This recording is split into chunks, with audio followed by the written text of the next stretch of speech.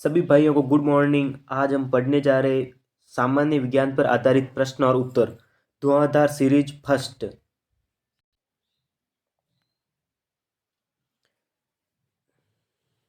Motivation line डाल रखी है एक, कोई काम कितना ही कठोर क्यों ना हो, कोई काम कितना ही कठोर क्यों ना हो, जिद और दृढ़ विश्वास से जरूर पूरा किया जा सकता है। आइए हम देखते हैं हमारे अगले क्वेश्चन।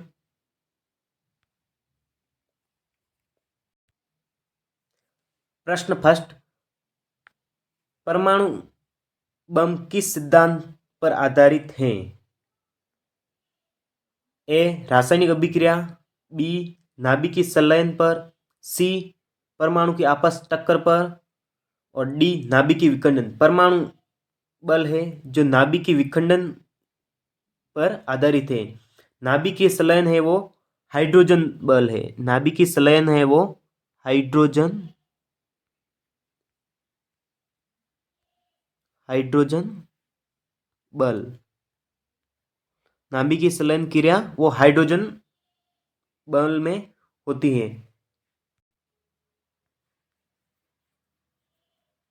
अगला क्वेश्चन, अनुदैर्ध्य तरंगे किस माध्यम से उत्पन्न की जा सकती है? अनुदैर्ध्य तरंगे, ए ऑप्शन ठोस में, बी ऑप्शन द्रव में, सी ऑप्शन गैस में। अनुदैर्ध्य तरंगे होती है वो तीनों माध्यम में उत्पन्न की जा सकती, ठोस, द्रव, गैस, तीनों सही है। तीनों माध्यम में, तीनों माध्यम में। आंसर इसका डी, तीनों माध्यम में। अगला प्रश्न, सूर्य एवं तारों से प्राप्त ऊर्जा एवं प्रकाश का स्रोत है। सूर्य एवं तारों से प्राप्त ऊर्जा प्रकाश का स्रोत है। ए नाभिकीय विखंडन, बी नाभिकीय संलयन, सी वर्ण विक्षेपण, डी विकिरण। नाभिकीय विखंडन होता है वो परमाणु बम में होता है। सूर्य एवं तारों से प्राप्त ऊर्जा में नाभिकीय संलयन होता है। विकिरण, ऊष्मा के संचरण की तीन विधियां हैं। विकिरण, ऊष्मा के संचरण की ऊष्मा के संचरण की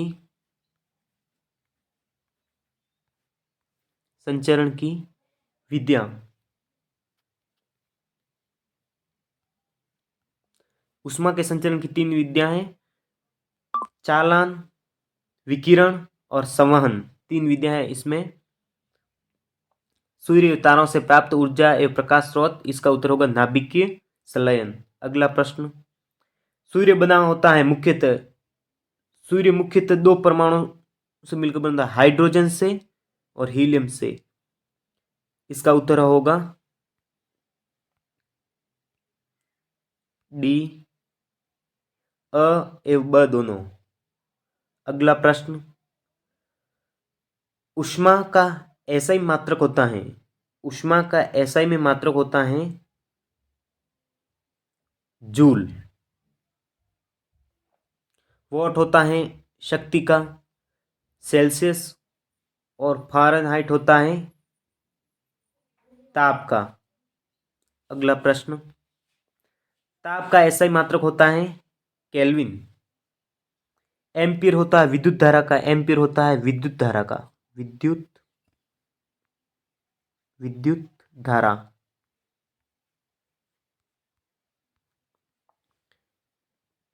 कैलोरी होता है वो ऊष्मा का।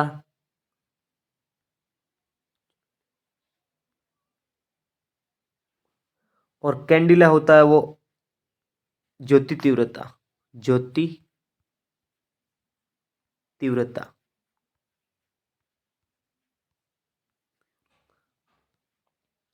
इसी के साथ अगला प्रश्न, नाभिकीय रिएक्टर सबसे पहले किसने बनाया?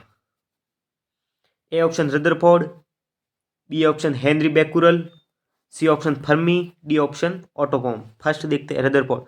रदरफोर्ड ने स्वर्ण प्रपत्र स्वर्ण प्रपत्र पर प्रयोग किया, रदरफोर्ड ने अल्फा कणों की बौछार कराई, अल्फा कणों की बौछार कराई। एग्जाम में पूछा जा सकता है कि रदरफोर्ड का कौन सा मॉडल था, स्वर्ण प्रपत्र मॉडल, और उसने उस मॉडल की जो सोने की पत्ती थी उस पे किस कणों की बौछार की, वो थे अल्फा कण। नाभी रिएक्टर सबसे पहले किसने बनाया, इसका उत्तर होगा फर्मी, सी ऑप्शन राइट होगा। अगला प्रश्न, वायुमंडल की आर्द्रता मापने वाला यंत्र कौन सा है, ए अमीटर, बी हाइग्रोमीटर, सी ग्रेविमीटर, डी मैनोमीटर। वायुमंडलीय आर्द्रता मापने के लिए उपयोग में लिया जाता है हाइग्रोमीटर, ऑप्शन बी राइट होगा। अगला प्रश्न, किस समूह की सभी राशियां सदिश हैं, संवेग, त्वरण, बल, विस्थापन, भार, विद्युत धारा। सी विद्युत तीव्रता, बल आघूर्ण और चुंबकीय क्षेत्र। ए की तीनों राशियां सदिश है, बी ऑप्शन की भी तीनों राशियां सदिश है, और सी ऑप्शन की भी तीनों राशियां सदिश है। उपरोक्त सभी इसका उत्तर होगा, उपरोक्त सभी इसका उत्तर होगा।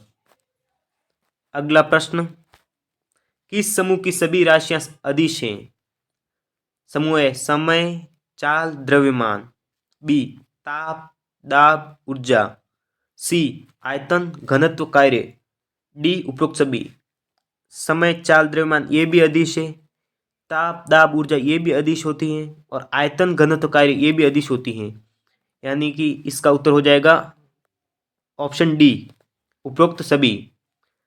अगला प्रश्न, आवृत्ति का मात्रक होता है, आवृत्ति का मात्रक होता है हर्ट्ज, ऑप्शन ए। अगला प्रश्न, ध्वनि तरंग का वेग सबसे अधिक होता है, ध्वनि तरंग का वेग सबसे अधिक ऑप्शन ए ठोस में, ऑप्शन बी गैस में, ऑप्शन सी द्रव में, या ऑप्शन डी तीनों में। तो ध्वनि तरंग का सबसे अधिक वेग होता है ठोसों में, इसका उत्तर हो जाएगा ए। अगला प्रश्न,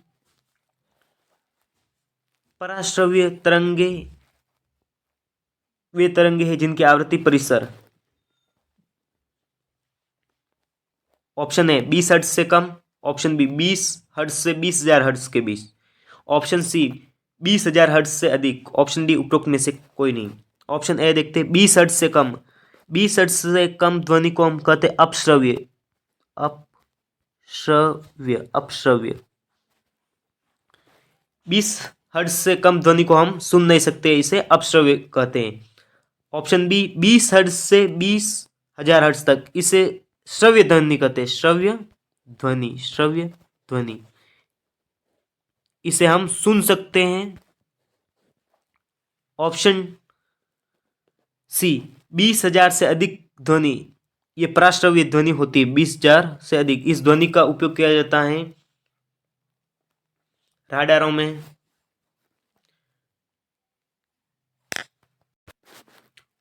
और भ्रूण का पता लगाने के लिए, भ्रूण, भ्रूण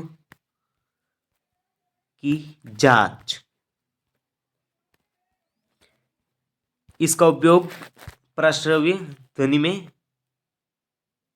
किया जाता है, जिसका उत्तर है ऑप्शन सी 20,000 हर्ट्ज से अधिक। अगला प्रश्न, किस तापमान पर सेंटीग्रेड और फ़ारेनहाइट तापमापियों के मान एक समान होते हैं? Option A 39 degree Celsius, option B -40 degree Celsius, option C -49 degree Celsius, option D 58.6 degree Fahrenheit. तो अब पढ़ो प्रश्न, किस तापमान पर सेंटीग्रेड और फ़ारेनहाइट तापमापियों के मान एक समान होते हैं? वो होता -40 डिग्री सेल्सियस, ऑप्शन बी इसका करेक्ट होगा। अगला प्रश्न, मानव शरीर का ताप होता है, A option 37 degree Celsius, B option 98.6 degree Fahrenheit, और सी ऑप्शन 99.6 डिग्री फ़ारेनहाइट। मानव शरीर का सेल्सियस में तापमान होता है 37 डिग्री सेल्सियस, और फ़ारेनहाइट में होता है 58.6 डिग्री फ़ारेनहाइट, यानी कि इसका उत्तर हो जाएगा ऑप्शन डी अ और ब दोनों। अगला प्रश्न, किस ताप पर पानी का आयतन न्यूनतम या घनत्व अधिक होता है? किस ताप पर बोल रहा है? आयतन और घनत्व अधिकतम होता है, वो होता 4 डिग्री सेल्सियस पर। अगला प्रश्न, कार्य का एसआई यानी मात्रक है, कार्य का मात्रक होता है जूल। केल्विन होता है ताप का, ठीक है। कैलोरी कैलोरी होता है ऊष्मा का, और हॉर्स पावर होता है 746 वॉट। एक अश्व शक्ति में 746 वॉट, 746 वॉट। तो इसका 21 का उत्तर हो जाएगा जूल, ऑप्शन ए राइट। अगला प्रश्न, कौन सा युग्म सुमेलित नहीं है? उपकरण और ऊर्जा का रूपांतरण दे रखा है। ऑप्शन ए माइक्रोफोन, ध्वनि ऊर्जा को विद्युत ऊर्जा में, बिल्कुल करेक्ट है। माइक्रोफोन होता है वो ध्वनि ऊर्जा को विद्युत ऊर्जा में परिवर्तित करता है। Option be loud speaker, loud speaker हमने देखा सभी, जो विद्युत ऊर्जा को ध्वनि ऊर्जा में, जिसे हम स्पीकर कहते हैं, वो विद्युत ऊर्जा को ध्वनि ऊर्जा में परिवर्तित करता है। ये भी एकदम करेक्ट। डायनेमो, डायनेमो एक उपकरण होता है जो यांत्रिक ऊर्जा को विद्युत ऊर्जा में परिवर्तित करता है। ये भी एकदम करेक्ट। सितार, ऑप्शन डी, ध्वनि ऊर्जा को यांत्रिक ऊर्जा में, ये गलत दे रखा है। देखो आप, यांत्रिक ऊर्जा को ध्वनि ऊर्जा में परिवर्तित करता है, उल्टा लिख दिया है। इसका ऑप्शन हो जाएगा ऑप्शन डी करेक्ट। अब इसमें कौन सा असुमेलित है? ऑप्शन डी, सितार होता है वो यांत्रिक ऊर्जा को ध्वनि ऊर्जा में परिवर्तित करता है, यांत्रिक ऊर्जा को ध्वनि ऊर्जा में। अगला प्रश्न, एक अश्व शक्ति बराबर होती है, अभी मैंने बताया था एक अश्व शक्ति होती है 746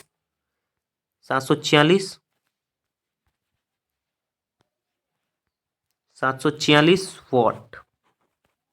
एक अश्व शक्ति का मान होता है 746 वॉट।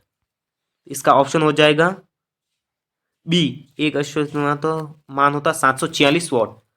अगला प्रश्न, न्यूटन के किस गति नियम से बल का व्यंजक प्राप्त होता है? ऑप्शन ए गति का प्रथम नियम, ऑप्शन बी गति का द्वितीय नियम, ऑप्शन सी गति का तृतीय नियम, और ऑप्शन डी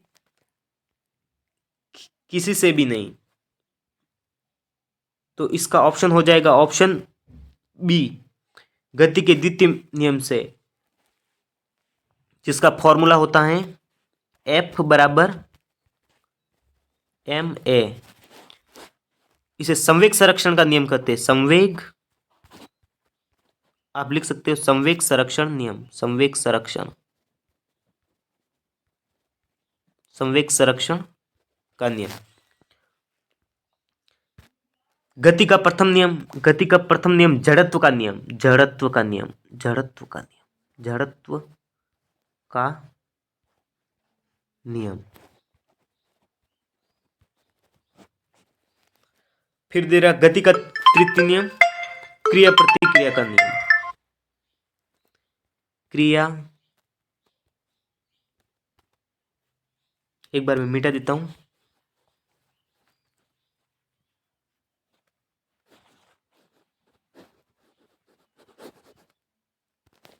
क्रिया प्रतिक्रिया का नियम। एक बार फिर से बता रहा हूं, गति का प्रथम नियम जड़त्व का नियम, गति का द्वितीय नियम संवेग संरक्षण नियम, जिसका फॉर्मूला होता है F बराबर ma, और गति का तृतीय नियम जिसे क्रिया प्रतिक्रिया का नियम कहते हैं। इसका ऑप्शन हो जाएगा गति से बल का व्यंजक प्राप्त होता, वो होता गति का द्वितीय नियम। अगला प्रश्न,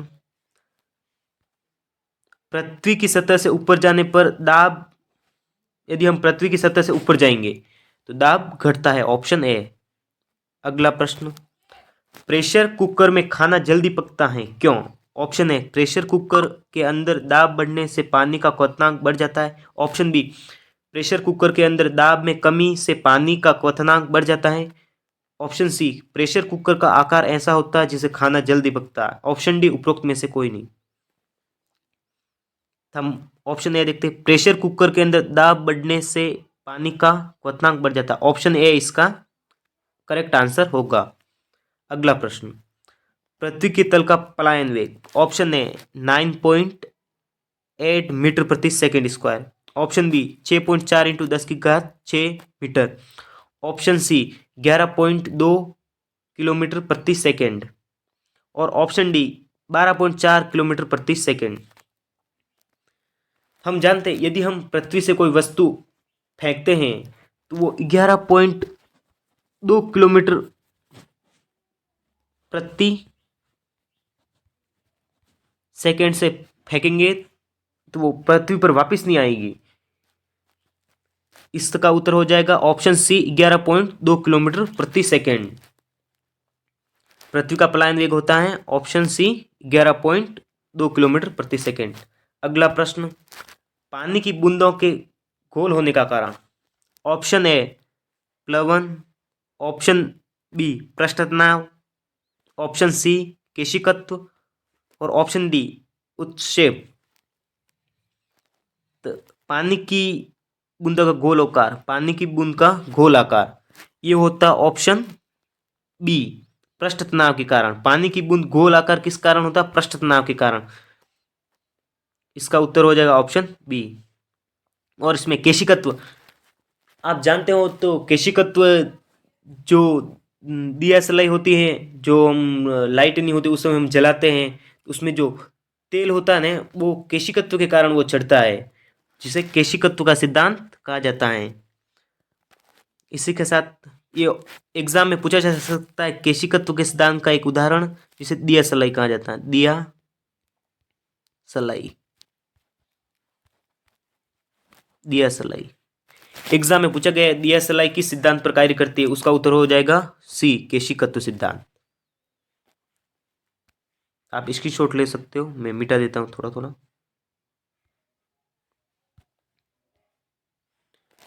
अगला प्रश्न, झूला झूलती हुई किसी महिला की बगल में कोई दूसरी लड़की आकर बैठ जाए तो उसका आवर्तकाल। यदि कोई उसके पास में ये लड़की झूला झूल रही, उसके हाथ में एक लड़की और आके बैठ जाएगी तो आवर्तकाल अपरिवर्तित रहेगा। आवर्तकाल अपरिवर्तित, उसके आवर्तकाल पर कोई प्रभाव नहीं पड़ेगा। अगला प्रश्न, ध्वनि तरंग क्या है? ऑप्शन ए अनुदैर्ध्य, ऑप्शन बी अनुप्रस्थ, ऑप्शन सी विद्युत चुंबकीय, ऑप्शन डी इनमें से कोई नहीं। तो ध्वनि तरंग का उत्तर हो जाएगा, ध्वनि तरंग अनुप्रस्थ होती है, ध्वनि तरंग अनुप्रस्थ होती है। अगला प्रश्न, स्त्रियों की ध्वनि पतली होती है क्यों? इसका ऑप्शन है स्त्रियों की ध्वनि का तारत्व अधिक होता है, ऑप्शन बी ध्वनि की तारत्व कम होती है, ऑप्शन सी ध्वनि की तीव्रता अधिक होती है, ऑप्शन डी ध्वनि की तीव्रता कम होती है। इसका उत्तर हो जाएगा ऑप्शन ए स्त्रियों की ध्वनि का तारत्व अधिक होता है, जबकि पुरुष की ध्वनि मोटी होती है, क्योंकि पुरुष की ध्वनि का तारत्व, पुरुष की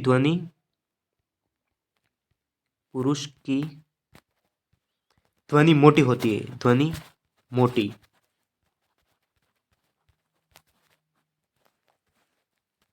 क्योंकि तारत्व कम होता है, तारत्व कम होता है, कम।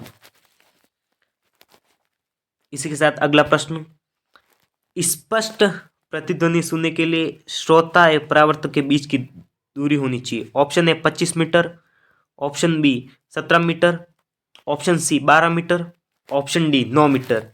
श्रोता एवं परावर्तक को प्रतिध्वनि स्पष्ट सुनने के लिए उस परावर्तक और श्रोता के मध्य की दूरी अधिकतम 17 मीटर होनी चाहिए।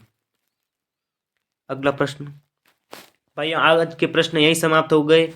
इस सीरीज में विज्ञान के सामान्य प्रश्न है जो CET 12th लेवल एग्जाम के हैं, जो 100% एग्जाम में आने लायक है। इसमें इस सीरीज में 70+ क्वेश्चनों का कंटेंट मैं बना के लेके आया हूँ। यदि आपको वीडियो पसंद आया तो लाइक कमेंट शेयर करें। जय हिंद।